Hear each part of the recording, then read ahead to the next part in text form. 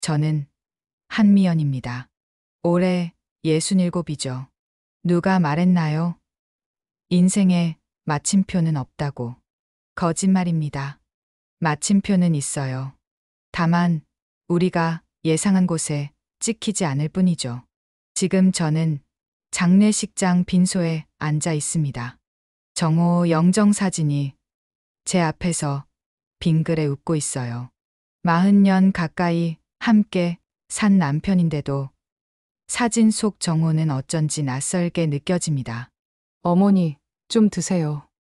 딸 소진이 물 한 컵을 건넵니다. 손이 떨리더군요. 아니, 제 손이 떨리는 건지 소진이 떨리는 건지 모르겠어요. 물은 차갑습니다. 목구멍을 넘어가면서 가슴 깊숙한 곳까지 시려왔어요. 우리 사위는 뭐 하고 있어? 서류 정리하고 있어요. 보험 관련해서요. 민석은 참 차분한 사람입니다. 보험 조사관 출신이라 그런지 이런 상황에서도 침착하죠. 소진이는 복이 많아요. 저처럼 어수선한 사람과는 다르게 말이에요. 반찬 가게를 40년 가까이 했으니까 웬만한 일에는 놀라지 않는다고 생각했습니다.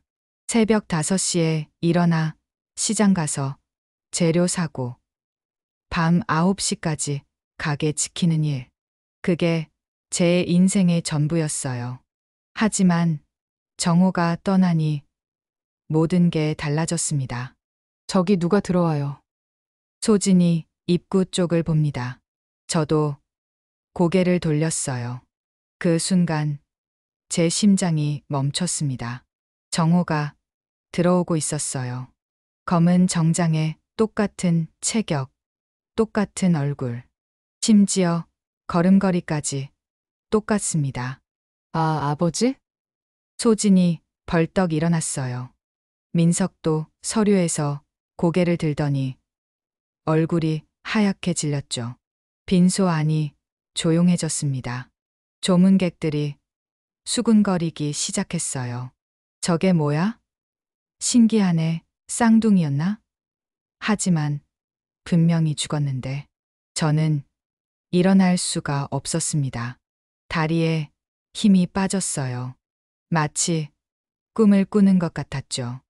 그 남자가 제게 다가왔습니다. 향로 앞에 서서 깊이 절을 했어요. 정호와 똑같은 손, 똑같은 어깨선. 하지만 뭔가 달랐습니다. 향을 짚는 손이 왼손이었어요. 정호는 오른손잡이였습니다. 결혼한 지 40년이 넘었는데 그걸 모를 리가 없죠. 죄송합니다. 남자가 고개를 숙였어요. 목소리도 정호와 똑같습니다. 저는 정우입니다. 고인의 동생입니다. 정우? 정우에게 동생이 있었나요? 40년을 함께 살았는데 그런 말 한 번도 들어본 적 없어요. 동생이라고요? 소진이 먼저 물었습니다. 제가 할 말을 딸이 대신해 줬어요. 내 어려서 헤어져서 설명드리기 힘든 사정이 있었습니다. 정우는 검은 봉투를 꺼냈어요. 작고 낡은 봉투였습니다. 형님이 마지막에 전화라고 하셨습니다. 봉투를 열어보니 이상한 물건 2개가 들어 있었어요. 하나는 주황색 열쇠, 다른 하나는 오래된 포켓시계였습니다. 포켓시계의 뒷면에는 글자가 새겨져 있었어요. JHJW 1978. 정호의 이니셜이 JH라면 JW는 정우를 뜻하는 걸까요? 1978년은 뭘까요? 이게 뭡니까? 형님이 꼭 전해드리라고 하셨습니다. 자세한 얘기는 혼란스러우실 테니 차근차근 말씀드리겠습니다. 정우의 눈에 눈물이 고였어요. 정우와 똑같은 눈인데 왜 이렇게 슬퍼 보일까요? 조문객들이 웅성거렸습니다. 모두들 신기하다는 표정이에요. 저는 어떤 표정을 지어야 할지 모르겠습니다. 40년 결혼 생활에서 남편이 숨긴 동생이 있었다는 게 믿어져요? 그것도 쌍둥이 같은 동생이요. 어머니, 괜찮으세요? 소진이 제 어깨를 만졌어요. 따뜻한 손이었습니다. 그제야 제가 얼마나 차갑게 굳어 있었는지 알았어요. 괜찮아. 정우는 향을 피우고 또 한 번 절했어요. 그리고 저를 바라봤습니다. 형님께서 많이 그리워하셨습니다. 형수님 이야기도 자주 하셨어요. 그리워했다고요? 언제요? 저는 그런 말 들어본 적이 없는데요. 언제부터 연락하고 지내셨습니까? 그게 복잡한 사정이 있어서요. 정우가 말을 흐렸어요. 뭔가 숨기는 게 있다는 느낌이 들었습니다. 민석이 다가왔어요. 역시 보험 조사관답게 예리한 눈빛이었습니다. 신분증 좀 확인해 봐도 될까요? 물론입니다. 정우가 주민등록증을 꺼냈어요. 정우 1957년생. 정우와 같은 해에 태어났네요. 주소가 목포네요. 네. 목포에서 목수 일을 했습니다. 목수라니. 정호는 물류회사를 했는데 정우는 목수였다고요? 아버님과 직업도 다르시군요. 네. 성격도 많이 달랐어요. 형님은 사업을 좋아하셨고, 저는 손으로 뭔가 만드는 걸 좋아했거든요. 정우가 자신의 왼손을 보며 말했어요. 굳은 살투성이 손이었습니다. 정말 목수의 손 같아요. 조문객들 사이에서 수군거림이 더 커졌습니다. 이상하긴 해요. 이렇게 똑같이 생긴 동생이 있다면서 왜 한 번도 이야기하지 않았을까요? 형님께서 마지막 인사를 전하라고 하셨습니다. 정우가 다시 절했어요. 뭐라고 하셨는데요? 죄송하다고, 그리고 고맙다고 하셨습니다. 순간 마음이 무너졌어요. 정우가 왜 죄송하다고 했을까요? 뭘 숨기고 있었던 걸까요? 눈물이 났습니다. 참으려고 했는데 안 되더라고요. 40년을 함께 살았는데 마지막까지 모르는 게 있었다니. 어머니, 소진이 제 손을 잡아줬어요. 따뜻했습니다. 정우 씨, 혹시 어디서 지내셨는지 여쭤봐도 될까요? 민석이 조심스럽게 물었어요. 목포에서 혼자 살았습니다. 결혼은 하지 않았어요. 혼자요? 왜 혼자 사셨을까요? 이렇게 좋은 사람이. 형님 생각 많이 했습니다. 연락하고 싶었는데 어려운 사정이 있었어요. 정우의 목소리가 떨렸어요. 진심 같았습니다. 빈소 문이 또 열렸어요. 이번엔 이태석 재무이사가 들어왔습니다. 검은 양복에 번쩍이는 구두를 신고 있어요. 사모님, 문상 왔습니다. 태석이 절하려다가 정우를 보고 멈췄어요. 얼굴이 하얗게 질렸습니다. 저분은 누구십니까? 고인의 동생이라고 하시네요. 민석이 대답했어요. 태석의 표정이 더 굳어졌습니다. 동생이라고요? 하지만 사장님께서는 태석이 말을 멈췄어요. 뭔가 이상합니다. 뭐라고 하셨는데요? 제가 물었어요. 아닙니다. 제가 잘못 들었나 봅니다. 태석이 어색하게 웃었어요. 하지만 눈은 웃지 않고 있었습니다. 정우가 다시 저를 보았어요. 형수님, 이 물건들 형님이 꼭 전해드리라고 하셨습니다. 의미가 있는 것 같아요. 주황색 열쇠와 포켓시계. 정말 모르겠어요. 정우가 왜 이런 걸 남겼을까요? 지금은 너무 혼란스럽습니다. 나중에 차근차근 이야기해요. 네, 그러시죠. 저는 내일도 있겠습니다. 정우가 인사하고 나갔어요. 걸음걸이까지 정우와 똑같습니다. 하지만 뒷모습에서 묘한 슬픔이 느껴졌어요. 태석이 저에게 다가왔습니다. 사모님, 혹시 회사 일로 말씀드릴 게 있는데요. 지금은 아닙니다. 하지만 중요한 일이라. 장례부터 치르겠습니다. 태석의 눈빛이 차갑게 변했어요. 평소에는 공손했는데 오늘은 뭔가 달랐습니다. 밤이 깊어갔어요. 빈소에 혼자 남았습니다. 조문객들도 모두 돌아가고 소진과 민석도 잠깐 나간 사이였어요. 정우, 영정을 바라봤습니다. 당신, 뭘 숨기고 있었던 거예요? 대답은 없었어요. 그냥 웃고 있을 뿐이었습니다. 주황색 열쇠를 만져봤어요. 차갑고 묵직했습니다. 이게 뭘 여는 열쇠일까요? 포켓 시계는 아직도 째깍째깍 움직이고 있어요. 1978년이라는 숫자가 무슨 의미일까요? 갑자기 서운했습니다. 40년을 함께 살았는데 이런 비밀이 있었다니. 동생이 있다는 것도, 이런 물건들을 숨겨두었다는 것도 모르고 살았어요. 하지만 한편으로는 궁금했습니다. 정호가 마지막에 왜 이런 걸 남겼을까요? 분명 이유가 있을 거예요. 소진이 다시 들어왔어요. 엄마, 괜찮으세요? 괜찮아. 그분 정우 삼촌이 맞는 것 같아요. 아빠와 너무 닮았어요. 그러게 신기해. 근데 왜 지금까지 연락 안 하고 지내셨을까요? 저도 그게 궁금했어요.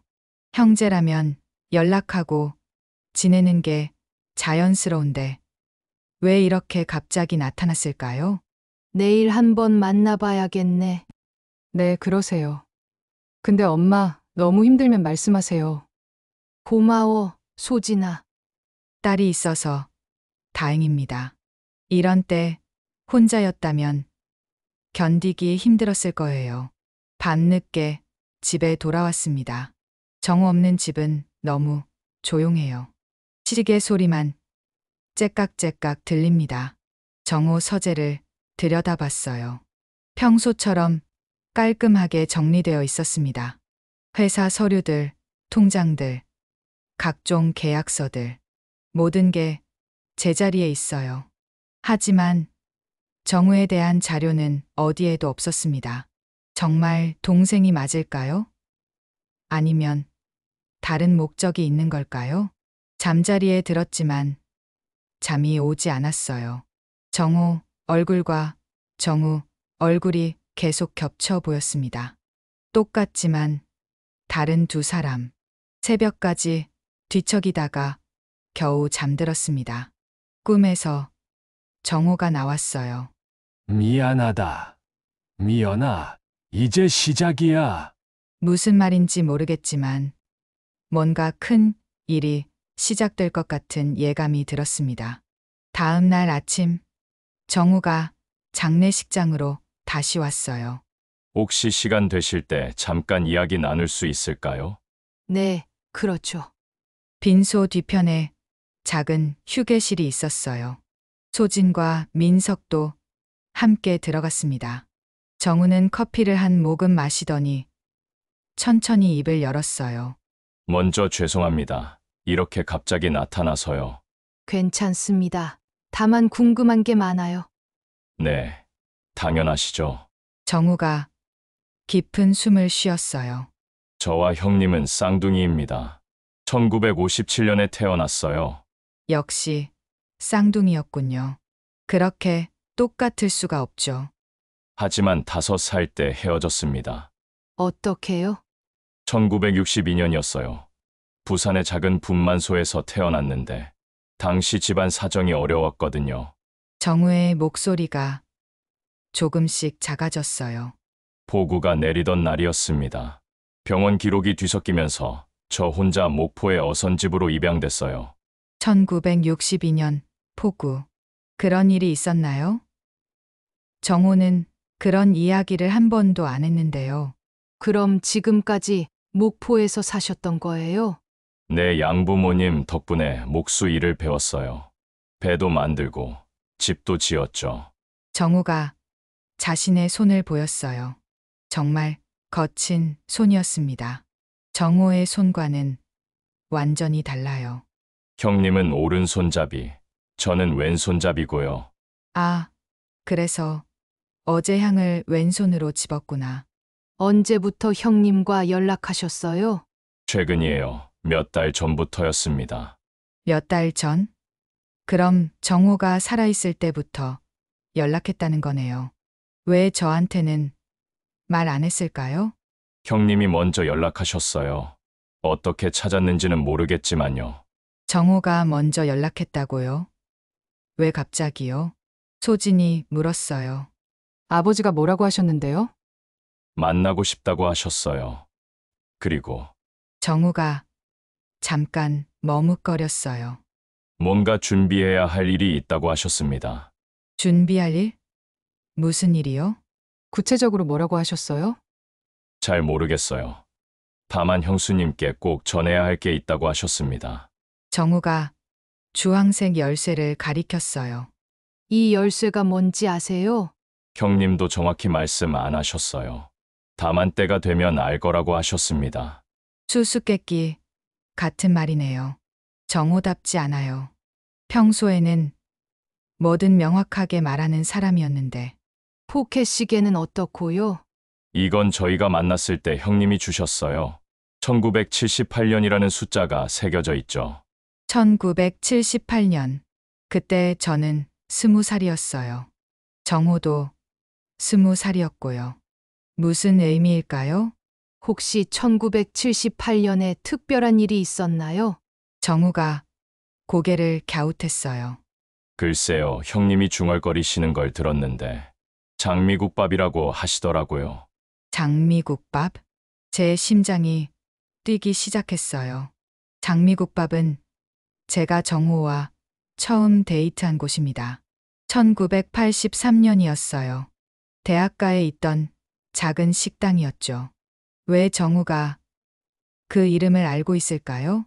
장미국밥이 뭔지 아세요? 아니요, 잘 모르겠어요. 형님이 그냥 중얼거리셨을 뿐이에요. 정말 모르는 것 같았어요. 하지만 정호가 왜 그 이름을 말했을까요? 민석이 포켓 시계를 자세히 봤어요. 이거 꽤 오래된 것 같네요. 스위스 제품인 것 같고. 네, 형님이 소중히 간직하고 계셨어요. 정호가 이런 시계를 가지고 있었나요? 전혀 몰랐어요. 정우 씨, 앞으로 어떻게 하실 생각이에요? 소진이 물었어요. 며칠 더 있다가 목포로 돌아가려고 합니다. 다만 정우가 저를 보았어요.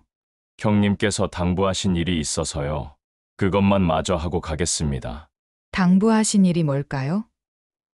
이 열쇠와 시계가 그 일과 관련이 있는 건가요? 점심시간이 됐어요.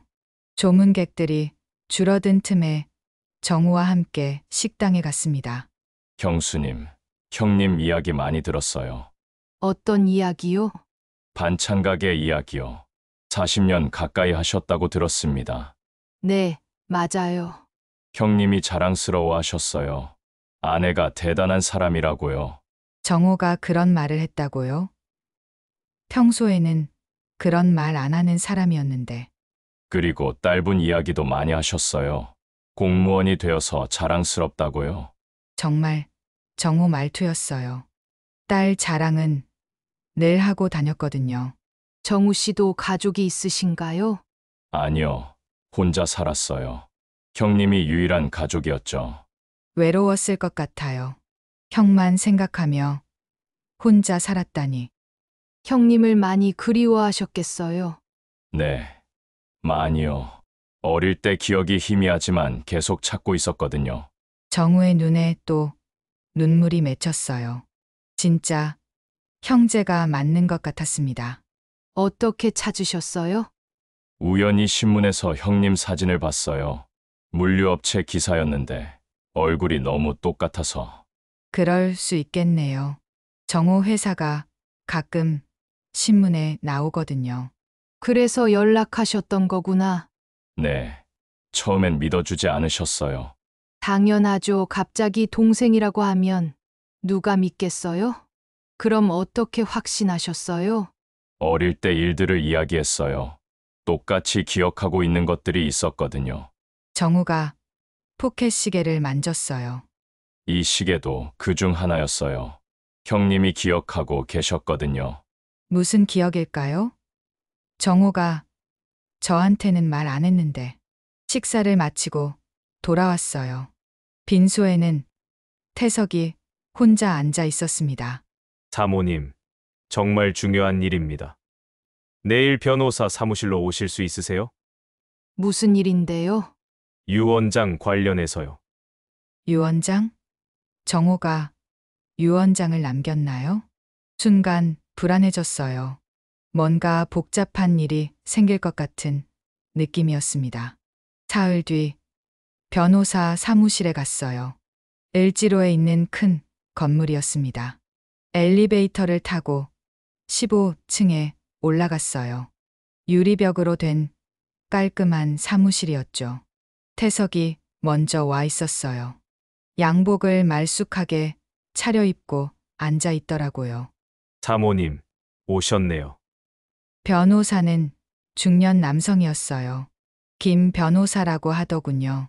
고인께서 유 원장을 남기셨습니다. 김 변호사가 서류를 꺼냈어요.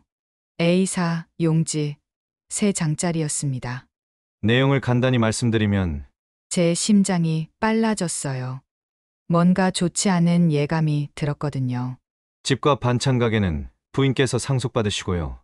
여기까지는 당연하죠. 문제는 회사 지분입니다. 문제라니요? 고인 소유 지분 중 상당 부분이 제3자 신탁으로 넘어가도록 되어 있습니다. 제3자 신탁이 뭐예요? 쉽게 말해서 가족이 아닌 다른 사람이 관리한다는 뜻입니다. 왜요? 왜 가족한테 주지 않고요? 태석이 입을 열었어요. 사모님, 이건 형님의 깊은 뜻이 있으셨을 겁니다. 회사 경영의 안정성을 위해서요. 하지만 이상하지 않나요? 가족한테 주는 게 자연스러운데. 형님께서 사고 직전에 저한테 맡기셨습니다. 가족들이 회사 일로 힘들어하지 않았으면 좋겠다고 하시면서요. 정말 그런 말을 했을까요? 정우는 그런 사람이 아니었는데 유 원장을 자세히 봤어요. 글씨가 좀 이상했습니다. 이 글씨 남편 글씨가 맞나요? 김 변호사가 고개를 끄덕였어요.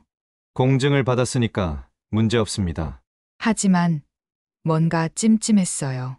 평소 정우 글씨와 미묘하게 달랐거든요. 언제 작성하신 거예요?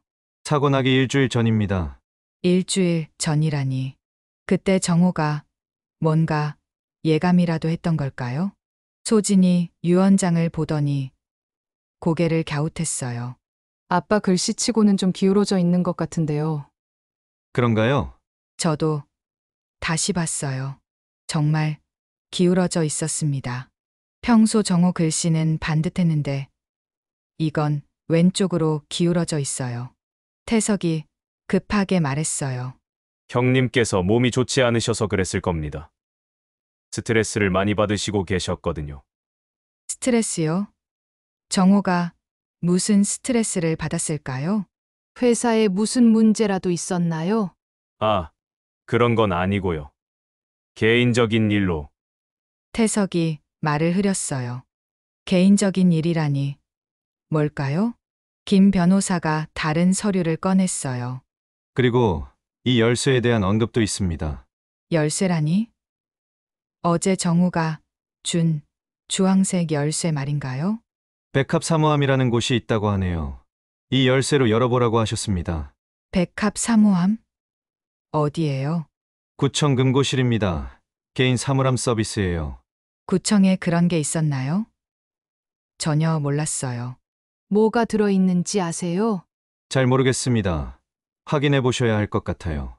태석의 표정이 어두워졌어요. 뭔가 마음에 안 드는 것 같았습니다. 사모님, 너무 복잡하게 생각하지 마세요. 형님의 뜻을 따르시는 게 좋겠습니다. 왜 태석이 그렇게 말할까요? 마치 제가 다른 생각을 하면 안 된다는 것처럼요. 일단 금고부터 확인해 보겠습니다. 그러세요. 하지만 유언장 절차는 빨리 진행해야 합니다. 회사 일이 복잡해질 수 있거든요. 태석이 재촉했어요. 뭔가 급한 이유가 있는 것 같았습니다. 변호사 사무실을 나와서 소진과 함께 걸었어요. 엄마, 뭔가 이상하지 않아요? 뭐가? 아빠가 그런 유언장을 남길 사람이 아닌데요. 그리고 이태석 이사도 좀 이상해요. 저도 같은 생각이었어요. 태석의 태도가 평소와 달랐거든요. 우리 사위한테 말해봐. 보험 조사관 출신이니까 뭔가 알 수도 있을 거야. 그래요, 그럴게요. 집에 돌아와서 유언장을 다시 봤어요. 글씨를 유심히 보니까 정말 이상했습니다. 정호는 오른손잡이라서 글씨가 오른쪽으로 기울었는데 이 글씨는 왼쪽으로 기울어져 있어요. 마치 왼손잡이가 쓴 것 같았습니다. 갑자기 정우 생각이 났어요. 정우는 왼손잡이라고 했죠. 설마 그런 건 아니겠죠? 밤늦게 민석이 왔어요. 어머님, 유언장 좀 보여주세요. 민석이 돋보기를 꺼내서 글씨를 자세히 봤어요. 이상하네요. 피합이 일정하지 않아요. 무슨 뜻이야?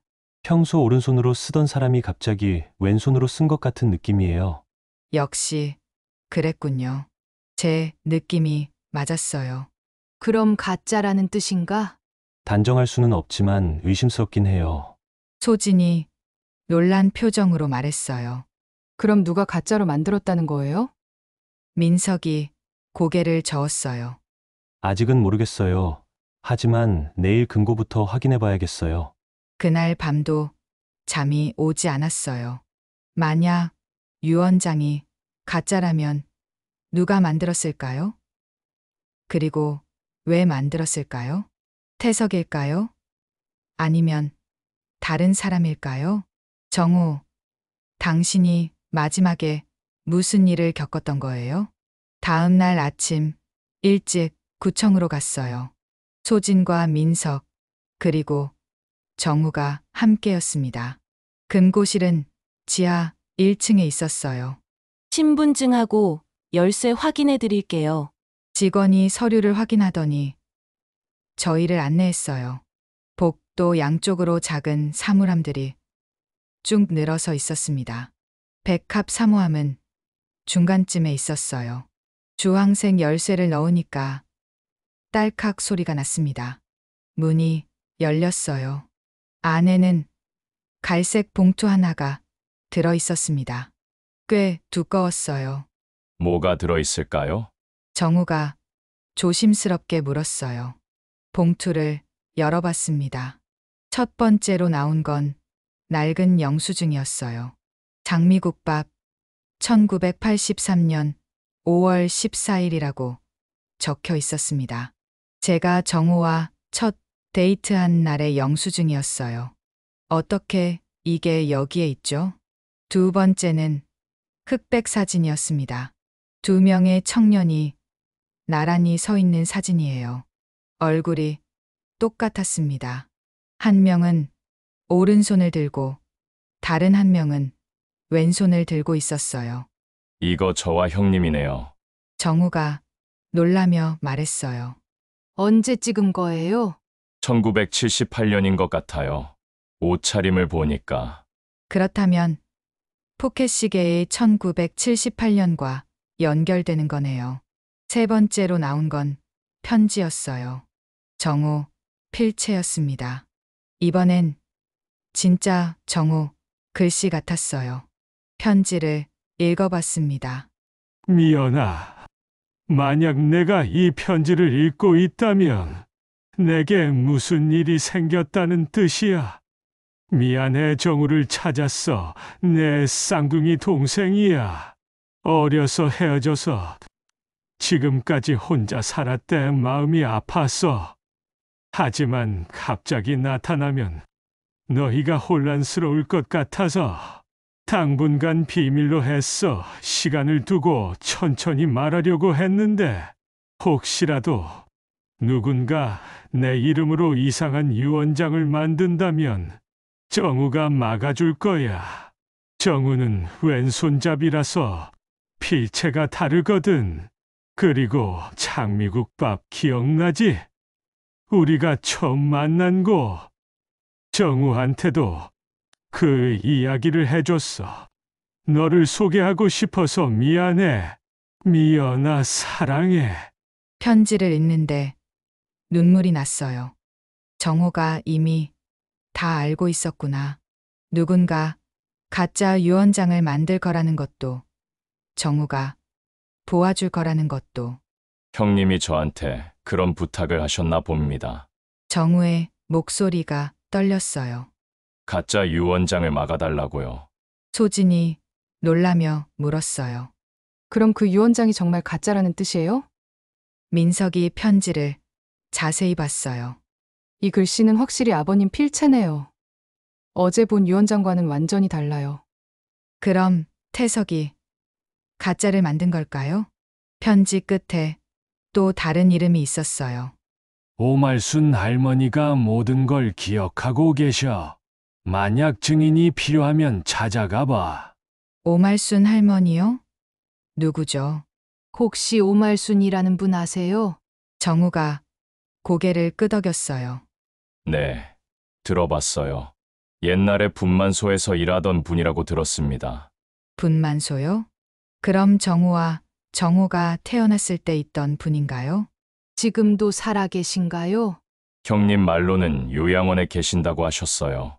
증인이 있다니 다행이에요. 하지만 한편으로는 무서웠습니다. 진실을 알게 되면 더 복잡해질 것 같아서요. 구청에서 나와서 카페에 앉았어요. 정우 씨, 솔직히 말씀해 주세요. 형님께서 정말 그런 부탁을 하셨나요? 네, 정말입니다. 정우가 진지하게 대답했어요. 형님이 걱정하고 계셨어요. 회사에 누군가 지분을 노리는 사람이 있다고요. 태석 말이군요. 그래서 미리 대비책을 마련해 두신 거예요. 만약을 위해서요. 그럼 사고도 예상하셨다는 뜻인가요? 그건 모르겠어요. 다만 조심하라고 하셨습니다. 뭔가 섬뜩했어요. 정호가 위험을 느끼고 있었다는 건가요? 민석이 말했어요. 일단 필적 감정을 받아야겠어요. 정확한 증거를 확보해야 합니다. 그리고 오말순 할머니도 만나봐야겠고요. 소진이 덧붙였어요. 정우가 조심스럽게 물었어요. 경수님, 저 때문에 복잡해져서 죄송합니다. 아니에요. 오히려 고마워요. 정우 씨가 없었다면 계속 속았을 뻔했죠. 정말 그랬어요. 정우가 나타나지 않았다면 태석의 말을 그대로 믿었을 거예요. 형님께서 마지막까지 저희를 지켜주신 것 같아요. 정우가 마지막까지 가족을 생각했구나. 눈물이 또 났어요. 카페를 나와서 집으로 돌아갔어요. 오랜만에 반찬 가게를 들여다봤습니다. 가게 문에는 임시유업 종이가 붙어 있었어요. 장례 때문에 며칠째 문을 열지 못했거든요. 가게 안은 텅 비어 있었습니다. 냉장고, 전원도 꺼져 있고 진열대도 비어 있어요. 40년 가까이 지켜온 가게였는데 이렇게 보니까 허전했습니다. 정호가 살아있을 때는 가끔 도와주곤 했어요. 무거운 것 옮기거나 계산 확인하거나. 이제는 혼자 해야겠죠. 하지만 할 수 있어요. 지금까지도 거의 혼자 했으니까요. 문제는 회사 지분이에요.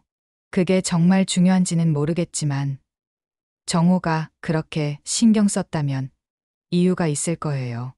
내일 오말순 할머니를 만나봐야겠습니다. 진실이 무엇인지 확실히 알아야 해요. 정호, 당신이 마지막에 남긴 퍼즐을 풀어보겠어요. 오말순 할머니를 만나기 전에 필적 감정부터 받기로 했어요. 서초동에 있는 전문 기관에 갔습니다.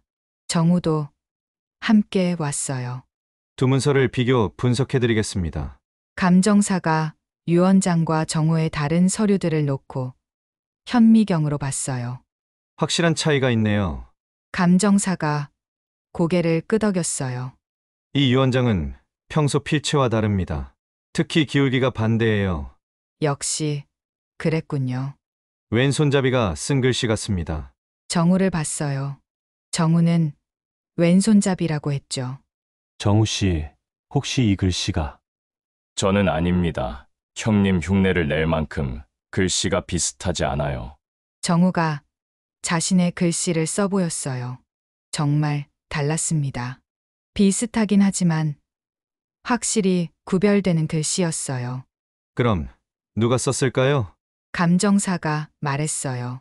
오른손잡이가 억지로 왼손으로 쓴 것 같습니다. 어색한 부분이 많거든요. 누군가 고의로 왼손으로 써서 정우를 의심받게 하려고 했던 걸까요? 필적 감정 결과를 가지고 집으로 돌아왔어요. 민석이 정우의 다이어리를 가져왔어요. 어머니, 이거 봐보세요. 다이어리를 펼쳐보니까 사고 당일 날짜에 메모가 있었어요. 오말순 515 11시 5월 15일 11시에 오말순 할머니를 만나기로 했다는 뜻인가요? 그런데 아버님 사고가 언제였죠? 5월 15일 오후 2시였어. 그럼 정호가 오말순 할머니를 만나고 사고를 당한 거군요. 혹시 할머니가 뭔가 중요한 말씀을 하셨을까? 그럴 가능성이 높아요. 민석이 사고 기록을 다시 봤어요. 사고 현장이 요양원에서 얼마 안 떨어진 곳이에요. 우연의 일치치고는 너무 가깝네요. 할머니를 만나러 가는 길에 사고를 당한 걸까요? 안년 만나고 나서요. 어느 쪽이든 할머니가 중요한 증인일 것 같았어요. 저녁에 태석이 전화했어요. 사모님, 유 원장 절차 어떻게 되고 있나요? 아직 확인할 게 있어서요. 뭘 확인하신다고요? 태석의 목소리가 날카로워졌어요. 개인적인 일입니다. 사모님, 너무 복잡하게 생각하지 마세요. 형님 뜻을 따르시는 게 제가 판단하겠습니다. 전화를 끊었어요. 태석의 태도가 점점 이상해지고 있었거든요. 소진이 물었어요. 엄마, 이태석 이사 왜 그래요? 평소와 너무 달라요. 나도 모르겠네. 민석이 말했어요. 내일 할머니 만나보고 나서 판단해 봐야겠어요. 그날 밤 정우가 또 왔어요. 형수님, 죄송합니다. 이런 일로 고생시켜드려서요. 괜찮습니다. 오히려 고마워요. 형님이 마지막에 하신 말씀이 있어요. 뭐라고 하셨는데요? 조심하라고 하셨어요. 태석을 조심하라고요. 역시 태석이었군요. 구체적으로 뭐라고 하셨어요? 회사 지분을 노리고 있다고 하셨어요. 형님이 죽으면 기회라고 생각할 거라고요. 그래서 미리 대비책을 마련해 둔 거였나요? 정우 씨도 조심하세요. 태석이 정우 씨까지 의심할 수도 있어요. 네, 알겠습니다. 정우가 돌아간 뒤 혼자 생각해 봤어요. 정우가 얼마나 세심하게 준비했는지 알 것 같았습니다. 정우를 찾아내고 증거를 남겨두고 심지어 할머니까지 만나서 증언을 부탁했나 봐요. 마지막까지 저와 소진을 지키려고 했던 거죠. 고마우면서도 서운했어요. 왜 살아있을 때 말해주지 않았을까요? 하지만 이제는 알았으니까 끝까지 해봐야겠어요. 정호의 마지막 뜻을 이루어드려야죠. 오말순 할머니가 계신 요양원은 마포구에 있었어요. 조용한 주택가에 자리 잡은 작은 요양원이었습니다. 정원에 꽃들이 예쁘게 피어 있었어요. 할머니, 안녕하세요. 오말순 할머니는 90살이셨어요. 하지만 정신은 또렷하셨습니다.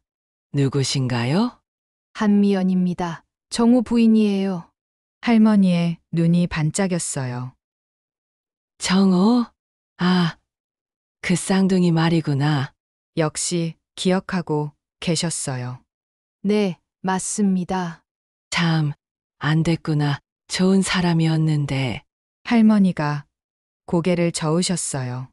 할머니, 혹시 최근에 정우를 만나셨나요? 그럼, 만났지? 며칠 전에 왔더라고. 며칠 전이라면 사고 당일인가요? 뭘 이야기하셨어요? 옛날 일을 물어보더라고. 쌍둥이 일 말이야. 정우가 앞으로 나섰어요. 할머니, 저 기억하세요? 할머니가 정우를 보더니 놀라셨어요. 어머, 너는 그때 목포로 간 아이구나. 네, 맞습니다. 어쩜 이렇게 컸나 형이랑 똑같네? 할머니가 정우 손을 잡으셨어요. 그때 참 안 됐지. 어린 것이 부모랑 헤어져서. 할머니, 그때 무슨 일이 있었나요? 제가 물었어요. 폭우가 내리던 날이었어. 1962년 여름이었지. 분만소가 엉망이었거든. 할머니가 기억을 더듬으셨어요. 서류가 뒤바뀌었어. 한 아이는 부모랑 집에 가고 다른 아이는 입양을 가게 됐지? 입양이요? 그래. 목포의 어선집에서 아이를 찾고 있었거든. 그래서 이 아이가 가게 됐어. 정우를 가리키시며 말씀하셨어요. 양부모님은 어떤 분들이셨어요? 정우가 물었어요. 좋은 분들이었어.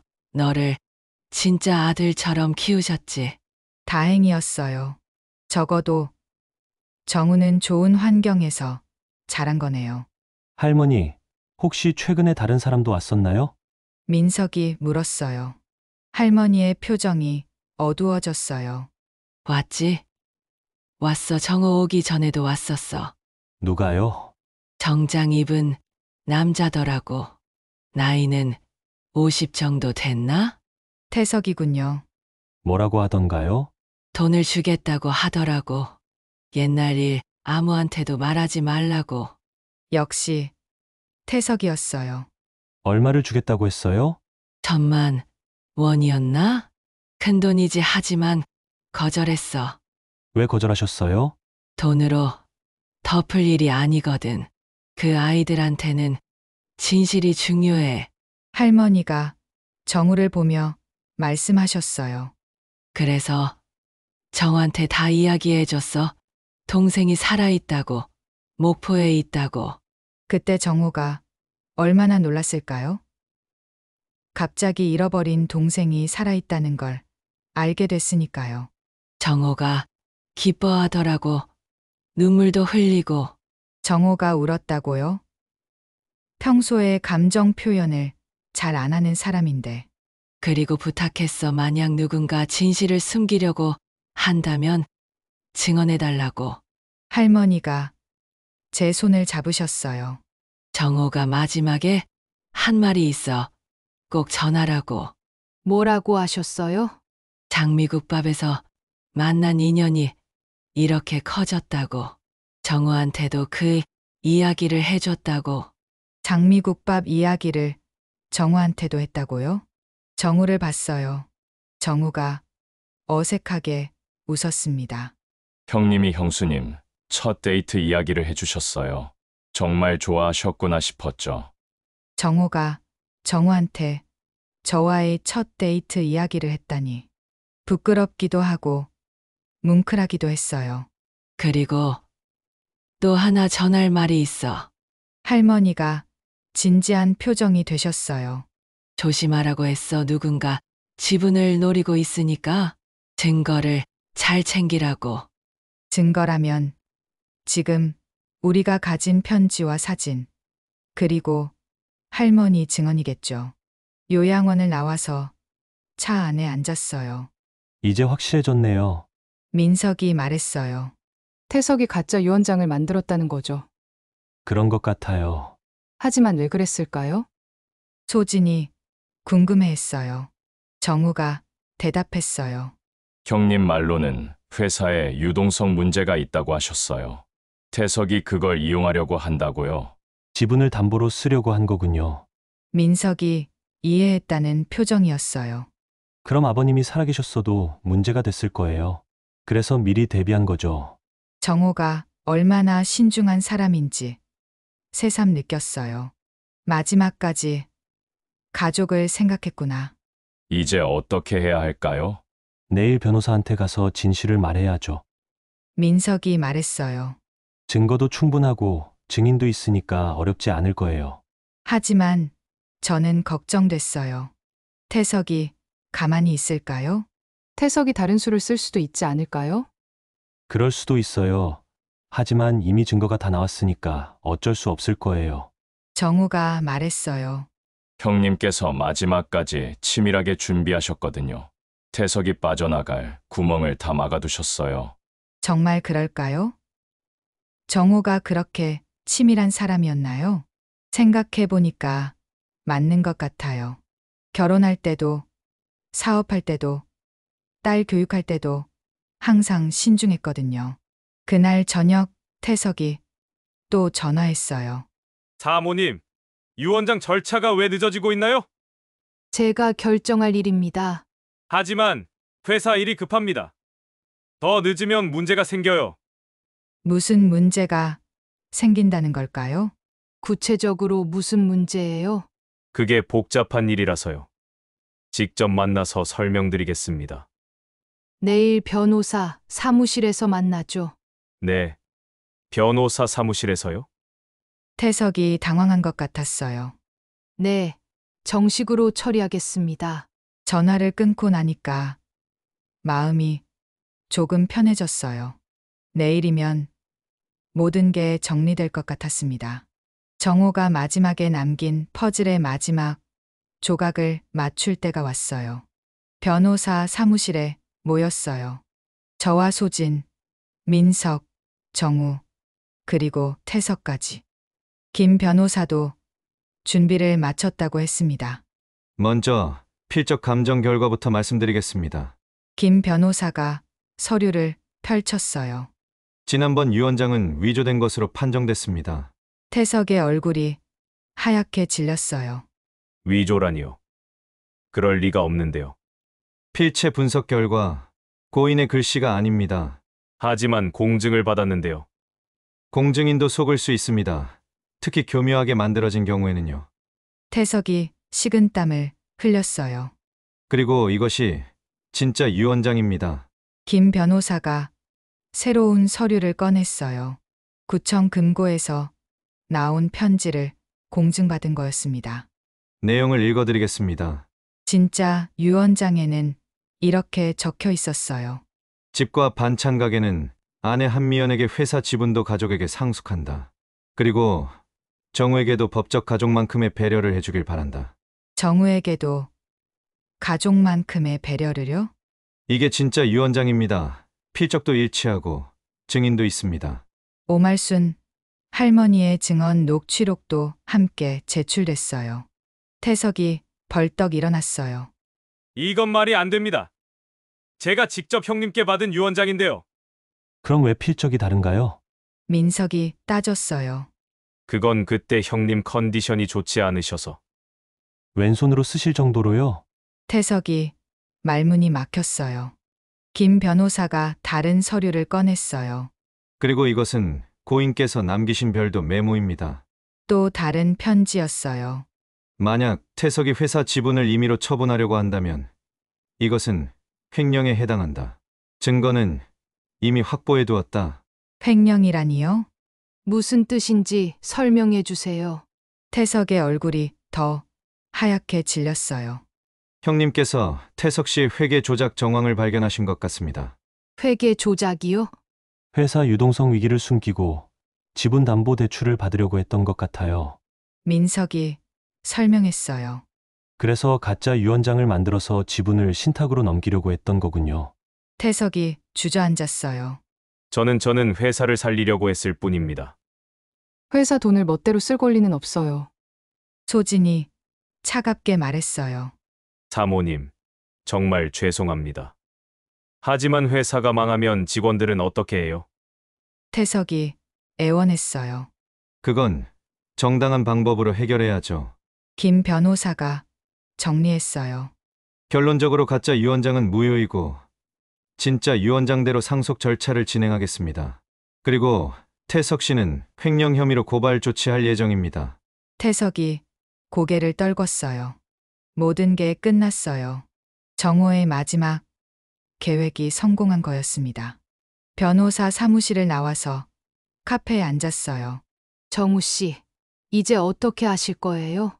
목포로 돌아가려고 했는데 형수님이 괜찮으시다면 가끔 뵙고 싶어요. 물론이죠. 이제 가족이잖아요. 정우의 눈에 눈물이 맺혔어요. 정말 감사합니다. 평생 혼자 살았는데 이제는 혼자가 아니에요. 소진이 말했어요. 작은 아버지, 서울에 아예 오시는 건 어때요? 저는 목포가 편한데요. 그럼 자주 오시면 돼요. 정우가 고개를 끄덕였어요. 그때 제 마음속에 따뜻한 것이 차올랐어요. 정우가 마지막에 남겨준 선물 같았습니다.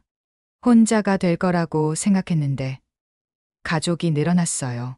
정호가 마지막까지 우리를 생각해 줬네요. 형님답습니다. 정우가 웃었어요. 정우와 똑같은 웃음이었지만 더 따뜻해 보였어요. 집에 돌아와서 정우 영정 앞에 앉았어요. 당신 정말 대단해요. 마지막까지 이렇게 치밀하게 준비하다니. 영정 속 정우가 빙그레 웃고 있었어요. 정우도 찾아주고 저희도 지켜주고 고마워요. 눈물이 났지만 이번엔 슬픈 눈물이 아니었어요. 고마운 눈물이었습니다. 정호의 마지막 선물을 제대로 받았어요. 한 달이 지났어요. 반찬 가게를 다시 열었습니다. 사람들이 하나둘 돌아왔어요. 사장님, 오랜만이에요. 단골 손님들이 반가워했어요. 이런 마음 따뜻한 사람들이 있어서 다행입니다. 가게 벽에는 1978년 흑백 사진이 걸려 있어요. 정우와 정우가 나란히 선 사진입니다. 둘 다 어려 보이지만 행복해 보여요. 포켓 시계는 계산대 옆에 놨어요. 째깍째깍 여전히 움직이고 있습니다.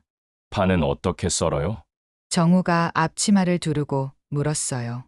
목포에서 올라와서 가게 일을 도와주고 있거든요. 왼손으로도 잘 써내요. 목수 일하면서 익숙해졌어요. 정우는 정우와 달라요. 말수가 적고 차분하죠. 하지만 손재주는 정우보다 나은 것 같아요. 작은 아버지, 서울 생활 어때요? 소진이 물었어요. 주말에 가게 일을 도우러 왔거든요. 좋아요. 가족이 있으니까 외롭지 않아요. 정우가 웃었어요. 처음 만났을 때보다 훨씬 밝아졌습니다. 계산대에서 민석이 장부를 봤어요. 어머니, 회사 지분 배당금이 나왔어요. 얼마야? 꽤 됩니다. 반찬 가게 운영에도 도움이 될 것 같아요. 정우가 마지막까지 저희를 생각해 준 거죠. 정우 씨 목도 따로 계산해뒀어요. 저는 괜찮습니다. 정우가 손을 저었어요. 아니에요. 받으세요. 형님 뜻이에요. 결국 정우도 받기로 했어요. 가족이니까 당연하죠. 저녁 무렵 단골 손님이 왔어요. 사장님, 이분은 누구세요? 남편분이랑 똑같이 생겼네요. 남편 동생이에요. 아, 그래서 그렇게 닮았구나. 신기하네요. 요즘 동네 사람들이 자주 하는 말이에요. 처음엔 설명하기 귀찮았는데 이제는 익숙해졌습니다. 형수님, 이거 어떻게 할까요? 정우가 장미국밥 영수증을 들고 물었어요. 액자에 넣어서 벽에 걸어둘까요? 좋은 생각이에요. 영수증을 액자에 넣어서 가게 명패 옆에 걸었어요. 작지만 소중한 추억이거든요. 형님이 기뻐하실 것 같아요. 정우가 말했어요. 그럴 것 같아요. 태석은 결국 회사에서 물러났어요. 횡령 혐의로 수사도 받고 있다고 들었습니다. 자업자득이죠. 새로운 재무이사가 왔어요. 훨씬 젊고 성실한 사람이었습니다. 앞으로 투명하게 경영하겠습니다. 다행이에요. 정호가 평생 키운 회사가 제대로 돌아가게 됐으니까요. 정우 삼촌 목포집은 어떻게 해요?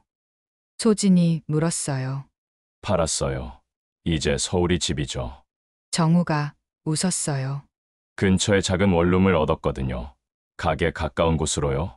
정말 가족이 됐네요. 밤에 가게 문을 닫고 정리했어요. 정우가 도와줘서 금방 끝났습니다. 경수님, 처음엔 어떻게 생각하셨어요? 제가 갑자기 나타났을 때요. 솔직히 놀랐어요. 무서웠고요. 당연하죠. 저라도 그랬을 거예요. 하지만 지금은 다행이라고 생각해요. 정말 그랬어요. 정우가 없었다면 큰일 날 뻔했거든요. 형님이 마지막까지 저희를 지켜주신 거죠. 네, 그런 것 같아요. 집에 돌아와서 정우 영정 앞에 앉았어요. 당신이 남겨준 힌트 다 받았어요. 포켓 시계가 째깍째깍 움직이고 있었어요. 정우도 가족이 됐고 회사도 안전해졌어요. 이제 마음 놓으세요. 영정 속 정호가 평소보다 더 환하게 웃는 것 같았어요. 그날 밤 오랜만에 깊이 잠들었습니다. 꿈에서 정호가 나왔어요. 젊었을 때 모습으로요. 정호와 함께 서 있었어요. 둘 다 웃고 있었습니다. 고마워. 미연아. 정호가 말했어요. 이제 정말 끝이야. 안녕. 꿈에서 깨어났을 때 기분이 좋았어요. 정호가 평안해졌다는 느낌이 들었거든요. 새벽 5시 평소처럼 일어났어요. 시장에 가서 재료를 샀습니다. 정우가 함께 갔어요. 경수님, 이거 신선해 보이네요. 네, 좋은 거 골라야죠. 함께 장 보는 게 이렇게 좋을 줄 몰랐어요. 혼자 하는 것보다 훨씬 재미있었습니다. 가게로 돌아와서 반찬을 만들었어요. 정우가 파를 썰어줬습니다. 왼손으로 썰어도 정말 잘해요. 목수 일할 때 칼질을 많이 해서 익숙해요. 그럼 다행이네요. 오전 10시에 가게 문을 열었어요. 손님들이 하나둘 들어왔습니다. 사장님, 오늘 반찬 뭐 있어요? 멸치볶음, 시금치 나물, 콩나물 무침 있어요. 다 주세요. 손님이 반찬을 사갔어요. 정우가 계산을 도와줬습니다. 잘하시네요. 형님께 배웠어요. 며칠 전에 가게 일하는 법을요. 정우가 정우에게 가게 일을 가르쳐 줬다고요? 언제요? 형님이 직접 가르쳐 주셨어요. 만약을 위해서요. 만약을 위해서라니. 정우가 정말 세심하게 준비했구나. 점심시간에 소진이 왔어요. 엄마, 가게 분위기 좋아졌네요. 정우 삼촌이 도와줘서요. 작은아버지, 고마워요. 가족인데 당연하죠. 정우가 웃었어요. 오후에 단골 할머니가 오셨어요. 사장님, 이분이 남편분 동생이라고 했죠? 네, 맞아요. 참 신기하네요. 이렇게 똑같을 수가 있나? 저녁에 가게 문을 닫고 뒷정리를 했어요. 벽에 걸린 사진을 봤습니다. 1978년에 정우와 정우 둘 다 20살이었을 때죠. 그때는 몰랐어요. 제가 그 중 한 명과 결혼하게 될 줄은. 그리고 지금은 둘 다 제 가족이 됐어요. 형수님, 정우가 뒤에서 불렀어요. 네, 형님께서 마지막에 하신 말씀이 또 있어요. 뭐라고 하셨는데요? 행복하게 살라고 하셨어요. 그리고 정우도 가족으로 받아달라고요. 정우다운 말이네요.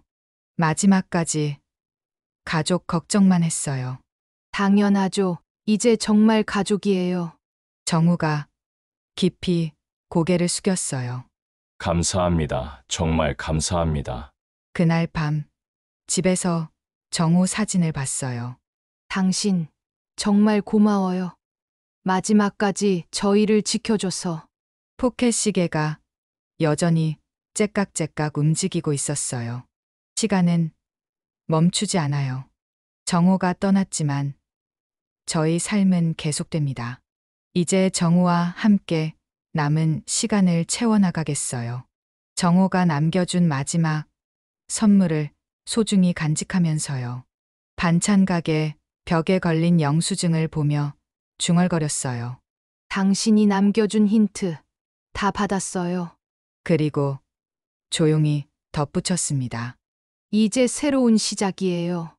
오늘도 저희 이야기를 함께 해주셔서 진심으로 감사합니다. 여러분의 하루가 늘 건강하고 행복으로 가득하길 바랍니다. 다음에도 마음을 울리는 감동적인 이야기와 함께 다시 찾아뵙겠습니다. 바람이 전한 이야기였습니다.